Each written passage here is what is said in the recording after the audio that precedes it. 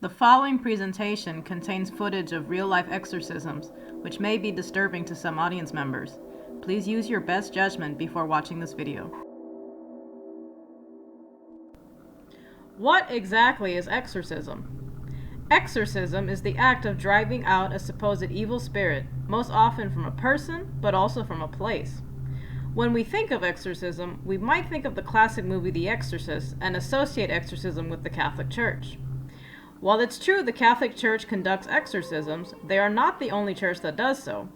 The Orthodox Church performs exorcisms as well, along with Protestant denominations like evangelicals and deliverance ministries, which focus on banishing evil forces. Additionally, Christianity is not the only religion evicting demons. All the major religions of the world conduct exorcisms, but in this video, for the sake of time, we will only focus on Christianity, Judaism, and Hinduism. In Christianity, demonic possession is a common topic, especially in the Catholic and Orthodox churches. Demonic forces are mentioned in the New Testament of the Bible, with many scenes featuring Jesus casting out evil spirits from afflicted people. According to Christianity, demonic spirits can enter a person by means of witchcraft, a sinful life, and rebellion against God.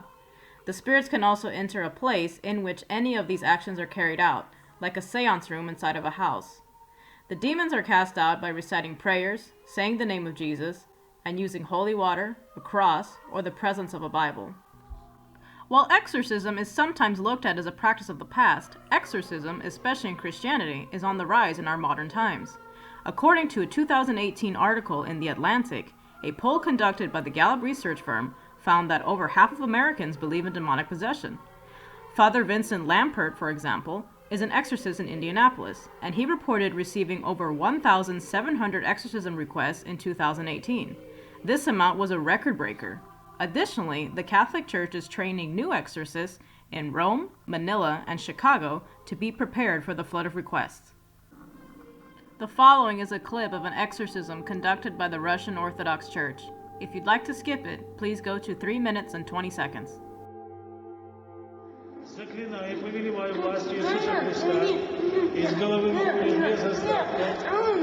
Заклинаю властью Иисуса Христа, заклинаю властью Иисуса Христа, тот, который не имеет имени, начал выходить первый из головы, оставляется за ним, совсем ушел. И скажет, злобная, пустая, где человек не обитает, Бог не натирать. Хорошо выходишь, совсем ушел, аминь. Уходишь, запрещаю быть властью Иисуса Христа. Хорошо, властью Иисуса Христа запрещаю. I saw a person levitate during that. In the following clip, Father Vincent Lampert discusses his experiences as a professional exorcist. Wide open. Went over and laid my hands on her head and started praying, and then the demon started laughing uncontrollably at me and says, "You can't get rid of us. We've been here too long and you're not strong enough." So you remember the sound, that's what the voice sounded like? Oh yeah, usually the manifestation is always, "You can't get rid of us. We've been here too long." Again, it's that sense of wanting to instill fear. Lampert uses various And then rituals, I including insufflation, a breathing prayer, which with one woman roused the devil in a frightening way. The chair flew back and hit the side of the altar. The person flew up out of the chair, and you heard a shriek, scream. I mean, hearing that happen and visualizing that happen, the cynic in me says, I can't imagine that being a plausible thing to happen, for someone to fly off a chair and... I mean, I just breathed, and you would have thought that they were hit with a hurricane force wind.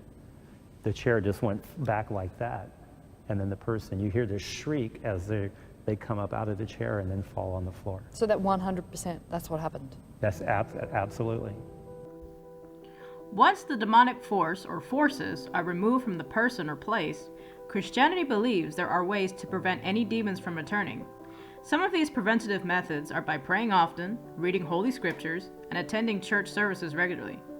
In Christianity, a demonic presence is compared to warfare. Christians believe the devil, who is an opposing figure to God, strives to torture Christians for their beliefs. Demons are believed to be the devil's employees in a way because of their duties to torment Christians. But Christians also believe that with enough faith in God and outward religious actions, demons can be evicted from a person or place forever. According to a 2017 article in the Australian Journal of Jewish Studies, exorcism in Judaism has been practiced since biblical times. A famous demonic presence passage in the Hebrew Bible comes from 1 Samuel chapter 16, which describes a Ruach Elohim Ra'ah, meaning an evil spirit from God entering King Saul. In the 1500s, Jewish sages wrote of Dybbuks, which are lost souls looking for a host person to live in. Like in Christian exorcism, a Dybbuk is removed by clergy, usually by a rabbi who specializes in the practice. Jewish exorcism is conducted inside of a synagogue by a minyan, meaning a group of 10 men or 10 adult Jews of any gender in some circles. The 10 people need to cleanse themselves prior to the exorcism by fasting and getting into a mikveh, which is like a private pool for religious practices. The group addresses the Dybbuk and then opens the Ark, which is a cabinet-like structure containing the Torah. The exorcism is completed by blasting a ram's horn, known as a shofar. While exorcism in Christianity is common, as we discussed earlier, exorcism in Judaism is mostly practiced in Orthodox and ultra-Orthodox Judaism. Clergy in Hasidic Judaism are today's Dybbuk banishing experts. Exorcism is rare in conservative and Reform Judaism. The following clip is a Jewish exorcism in Israel. To skip, please scroll ahead to 7 minutes and 42 seconds.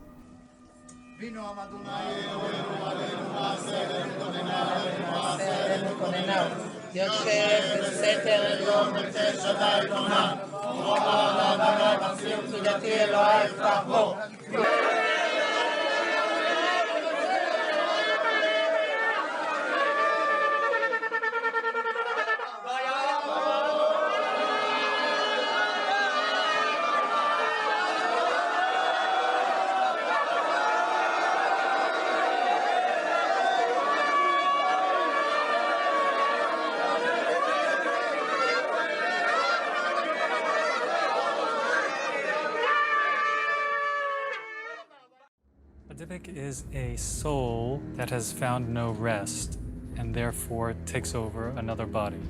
You have to understand that Dybbuk is trying to escape punishment for its sins. The avenging angels punishing the spirit cannot touch it when it's inside the body of a human being. You know, you have this soul that is in limbo, trying to find permanence, trying to find comfort. And you have your own soul, and there's that struggle.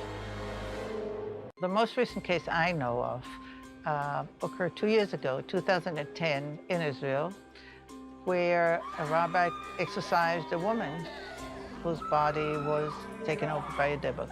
And it created quite a ruckus, because we thought these things do not happen anymore, but they do. The rabbi is invoking God's name to say to the Dybbuk, I am the representative of God, Dybbuk, leave. During the exorcism of the Dybbuk, the exorcist must remain strong and not show any fear. Once the Dybbuk finally leaves, it is warned not to return, or else it will be removed again. According to an article from the YIVO Institute for Jewish Research, the term Dybbuk comes from the Hebrew phrase Ruach HaMedabek, meaning spirit that cleaves. The ultimate goal of exorcism is for the Dybbuk to let go of its host and make its way with the dead, because in Jewish beliefs, the dead have no business with the living, which is why conjuring up spirits is forbidden in Judaism. Some Dybbuks, however, are not necessarily evil or a dire threat. They only need to find a home so they can rest properly, but that home cannot be among the living. In India, the dominant religion is Hinduism. Hinduism began thousands of years ago as a primal religion, meaning it was a belief system only in its area, but now Hinduism can be found all over the world. Similar to Christianity, Hinduism believes in evil forces that lurk to harm faithful believers. As a result, there are many Hindus who believe in the power of faith healing and seek relief from their afflictions from local temples. According to a 2020 article from the Indian Journal of Psychology, there are several Hindu priests, especially in South India, who specialize in the exorcism of evil spirits. The priest, called Emel Shanti, is faced with the task of evicting the demonic presence, but this is not an easy job to complete. When a person under the influence of an evil spirit reaches the healing temple, the Melshanti immediately springs into action. The Melshanti asks the possessed person for more details on the spirit, such as if the person has experienced any strange emotions or habits. After the person explains, the Melshanti asks the evil spirit to leave, but since the spirit has a home inside the person, resistance always happens. The second this resistance occurs, the Melshanti and other faithful people in the temple begin to chant Hindu prayers out loud. They also play the drums to scare the evil spirit away.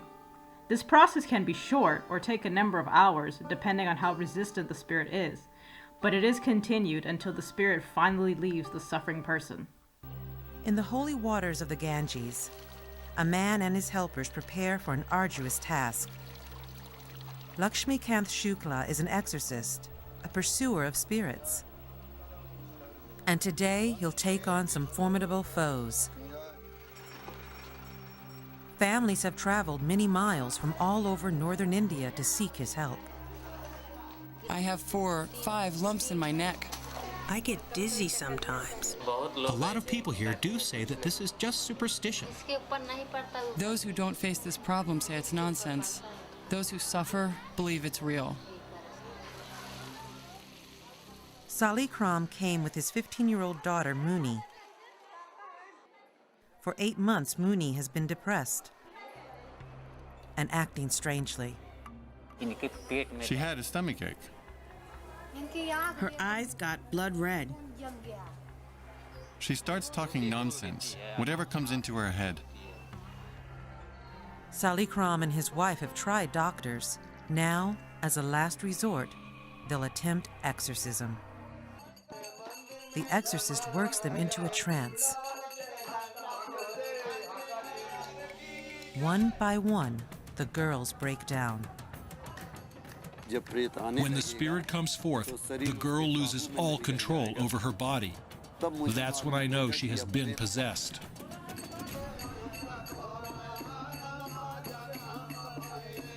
The exorcist urges the spirit to talk. It seems ready to surrender. I will leave her body. I will leave her forever. The spirit has agreed to leave, but the exorcist must find it another home.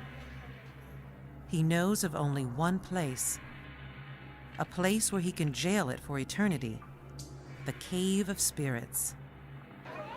But first he has to get Muni and the other young women and their demons to the cave. The dancing distracts the spirits, keeping them from bolting. The chamber doors are carefully opened.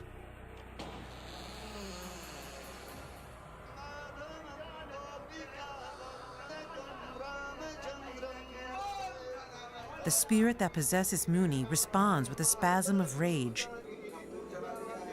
then leaves the girl's body.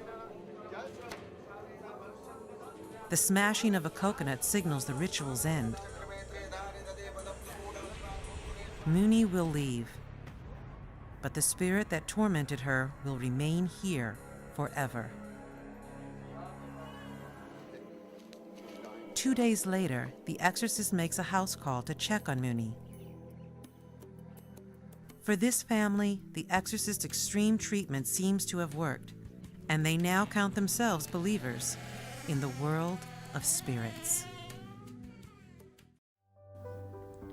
Now that we have looked at exorcism in Christianity, Judaism, and Hinduism, the question is exorcism even real? Do evil spirits really live among us? Are they really on a mission to find a human host or a place to haunt? And if they are real, can we evict them out of our world forever?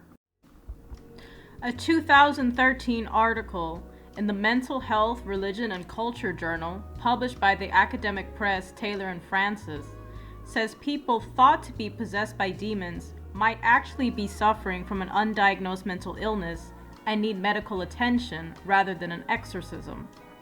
This article, written by Jean Mercer, a professor of psychology at Richard Stockton College in New Jersey, says in the Pentecostal Christian Church, they place their focus on exorcisms rather than seeking medical treatment for their afflicted members. However, Mercer also says some Pentecostals are becoming divided on exorcism, and thus seeking a combination of church support and mental health professionals for themselves and for their loved ones.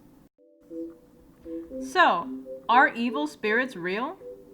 Mercer says this question cannot be answered because religious followers themselves are not even sure. I have never witnessed an exorcism in person, but I have heard of people close to me experiencing an exorcism and feeling better after it. On the other hand, a few years ago, a friend who was a clergy member invited me to witness him conduct an exorcism. I instantly said no way, because I did not want to be in the room whenever the supposed demon exited the person's body.